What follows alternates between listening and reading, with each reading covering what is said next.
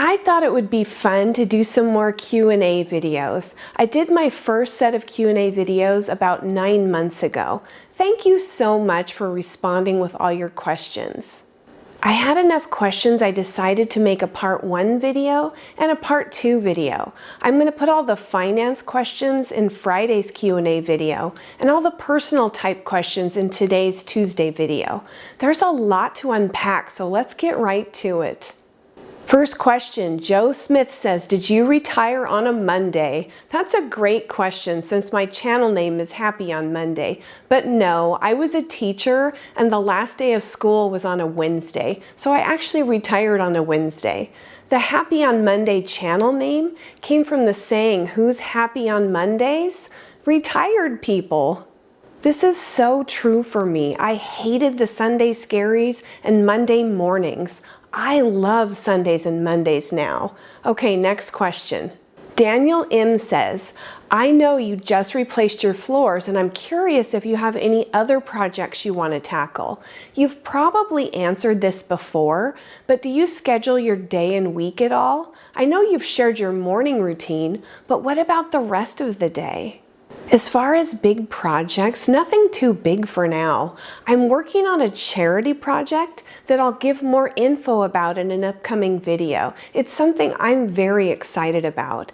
I do kind of schedule my days and weeks. It's hard to turn that off after working. I like structure. I do have a video that shows what I do in a typical full day, and I'll link that below. But 2 days a week I work on YouTube stuff. A couple days a week I have my grandkids. I do chores and run errands a couple days a week. I hike 2 or 3 times a week. And that actually leads to my next question. Rhonda Harris says, favorite hiking spots in the Pacific Northwest? I love this question. This could take up a whole video. I live in Washington State. If you don't live here, the Pacific Northwest includes Oregon, Washington, Idaho, and British Columbia. There are so many amazing places to hike here. When my kids were little, we used to camp at Mount Rainier. There are some amazing hiking trails there. Here's some pictures of Narada Falls in Rainier from 1998. God's Thumb is probably my favorite hike in the Pacific Northwest. Here's some pictures from 2021 when I was there. It's in Lincoln City, Oregon. My family likes to vacation on the Oregon coast, so most of my favorite hikes are there. It's a moderate hike and the views are just phenomenal when you get to the Thumb. You do lose cell service though, so you want to download a map before you start. Tryon Creek State Park is near Portland, Oregon. Here's some pictures from 2020 when I was there. It has 8 miles of hiking trails, 8 bridges, and a boardwalk over a wetland. It's really pretty there. At Hat Rock State Park, you can get to the Lewis and Clark commemorative trail hike. Here are some pictures from 2021 when I was there. It's in Umatilla County, Oregon. This is an easy hike, but I like it for the views. You walk along the Columbia River from way up high. In this picture, you can see the trail right next to the edge of the cliffs. It's absolutely beautiful there. Drift Creek Falls is another hike near Lincoln City, Oregon. Here's some pictures from 2021 when I was there. The trail is 3 miles round trip. It's easy to moderate and has a path through a forest. There's a really cool suspension bridge at the end that you cross before you get to the 75-foot waterfall below. Eagle Creek Trail is a hike with several beautiful waterfalls, including one you can walk behind. Here's some pictures from 2021 when I was there. It's in the Columbia River Gorge National Scenic Area in Oregon. The trail starts at Eagle Creek Campground and ends at a lake. Cape Lookout is in Cape Lookout State Park near Tillamook, Oregon. Here's some pictures from 2023 when I was there. It's a 5-mile round trip trail that has the views of the ocean and the shore peeking through the trees on the way to the tip of Cape Lookout. It had been flooded when I was there, and it was crazy trying to hike through the water and the mud. There's tons of other great hikes here in the Pacific Northwest, but those are some of my favorites. Okay, next question. Lisa G. Posty says, what is your #1 top of the list bucket item as far as traveling? That's such a great question. I've been all over Europe and I absolutely love it there. But right now, my #1 bucket list place is Australia. I've wanted to go there for a long time, but their seasons are opposite of ours. When I was working, I could only travel far away like that in the summer, which would have been their winter. So now I'm free to go anytime. I'm thinking 2027 is my year for that trip. I just went to Vegas and I just booked a trip to New York for July. So I'm hoping winter 2027 for Australia. Okay, next question. Aging on Your Terms says, what has been your biggest aha moment in retirement? The one thing that's confirmed your choice to retire early was exactly what you needed to do so you could age on your terms. Great question, and I like how she worked her channel name into the question. I do that too. There have been so many things that confirmed that for me. I think the biggest one is my health. Important health markers include blood pressure, cholesterol levels, and blood sugar levels. I've never had high blood pressure, but my blood sugar and cholesterol were getting higher every year when I was working. The fact that my cholesterol is now in normal ranges for the first time in over 15 years is just crazy to me. My blood sugar is slowly coming down too. I am 100% convinced that for me, work stress was affecting my health in several ways.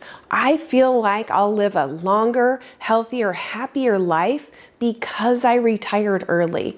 I wish I could have afforded to retire even earlier. Okay, next question. Amuse Me Too says, what are you growing in your garden? I love this question. My garden is pretty much done for the year now, but this year I grew big red tomatoes, yellow cherry tomatoes, sweet onions, strawberries, carrots, turnips, and butter lettuce. I absolutely love having a garden and eating fresh veggies from it, which actually leads to the next question. Jen says, you've mentioned in your videos that you eat healthier since retiring. What are a few of your favorite healthy meals? I absolutely love making homemade salsa with ingredients from my garden. Veggie pasta is fun to make and very healthy. I use a veggie spiral cutter. I make crock-pot chicken a lot. It's easy and healthy. I make salads for dinner most nights, and I like to make low-carb pizza once in a while. And zucchini fries are a fun side dish to make. Next question. Alex Zuroff says, now that it's been a year, is there anything you would have done differently? This is a tough question. I might have been a little more aggressive with my portfolio. I might have spent a little more money my first year too. I was scared to spend money. It's that whole saving to spending thing. But I feel like those are things you kind of have to learn along the way. If I could have afforded to, I would have retired even earlier. And I can't really think of anything else I would have done differently.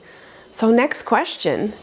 Ryan Barrich asks, have you been tempted by any job opportunities since you retired? How did or would you handle it?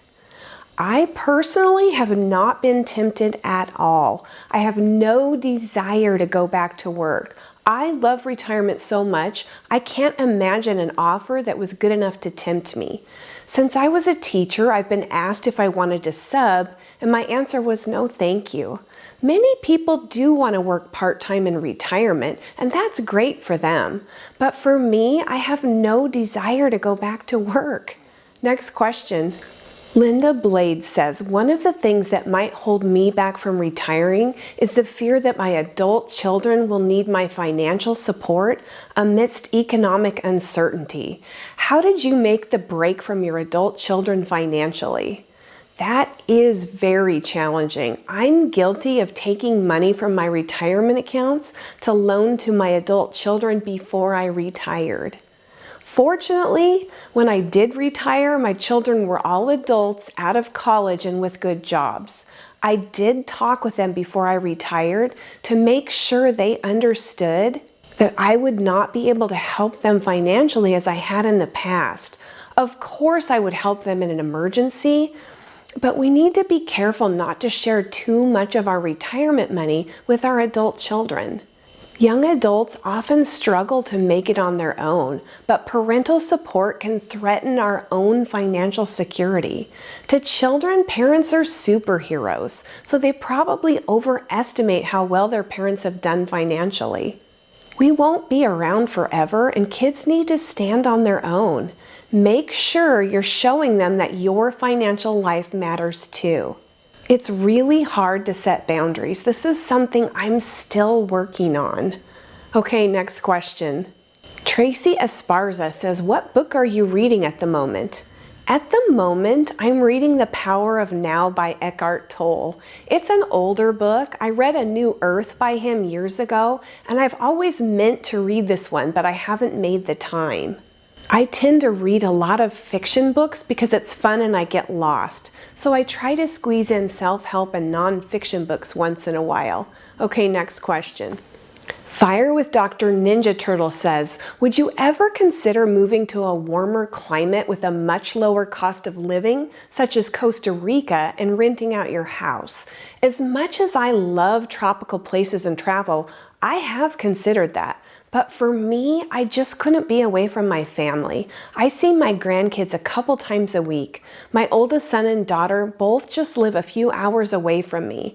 I travel to see them at least once a month. Being able to do this has been one of my favorite parts of retirement. I do think it's a great option for other people though. Next question. Another question from Dr. Ninja Turtle. Have you considered giving some of your nest egg to your children or grandchildren while they're still young? Yes, I absolutely have. Right now, I spend money on experiences with them, like vacations, travel, and events. I just bought tickets for my oldest granddaughter and myself to go see the Nutcracker Ballet. Those tickets were $45. Man, prices have gone up, but I am very excited to go. We'll make a day of it. I'll take her out to lunch and to the ballet. When my youngest son and his family and I go out to dinner, I always pay. I've contributed toward my kids' weddings and things like that, normal parent stuff. Right now, though, I feel like I'm still getting my sea legs with this whole retirement finance thing. It took me over a year before I even felt comfortable spending money. It's that whole saving to spending thing.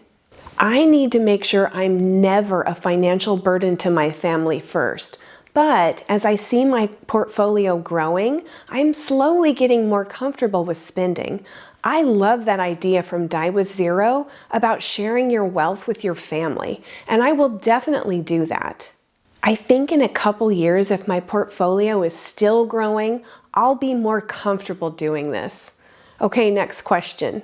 This is also from Dr. Ninja Turtle. Are there any charities that you would deem worthy of some of your nest egg in addition to your children?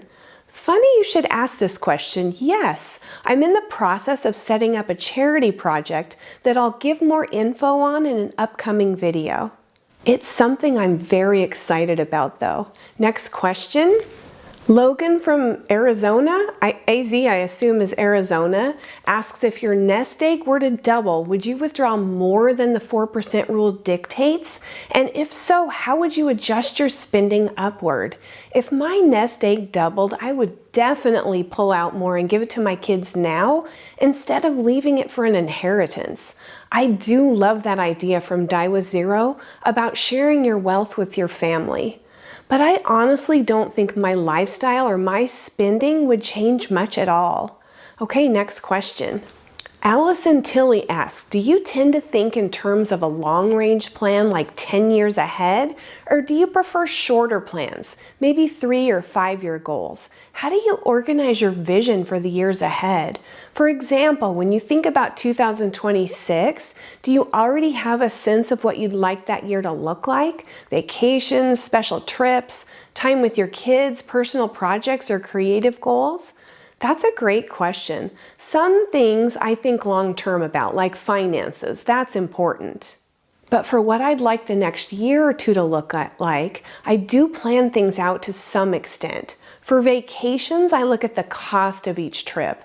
In 2026, I'm planning to go to the coast with my family, and then in July, I'm going to New York with a friend of mine, and I may also go to Arizona to visit cousins. So I decided financially that taking a trip to Australia, which I mentioned is the top of my bucket list, will have to wait until 2027. I spend lots of time with my kids and grandkids, and I plan for that to continue. I take road trips at least once a month to see them. My fourth grandbaby will be coming in March, so I know my road trips will be more frequent. I'm working on and planning a couple of projects for 2026. One is that charitable project that I'll make a video about coming up. I like to visualize activities and projects for the upcoming year, but I'm also working on just being more in the moment, living in the moment and taking things as they come. Okay, I think there's about 15 more finance questions that I'll answer in part 2 on Friday. Thank you again for all the great questions. If any of you are seeing me for the first time, hi, I'm Julie and this channel's Happy on Monday. Thanks for joining me. If you found this helpful, please like. And if you're interested in early retirement, consider subscribing. I'm going to leave you with a quote. Life is filled with unanswered questions, but it's the courage to seek those answers that continues to give meaning to life. Hope to see you again soon.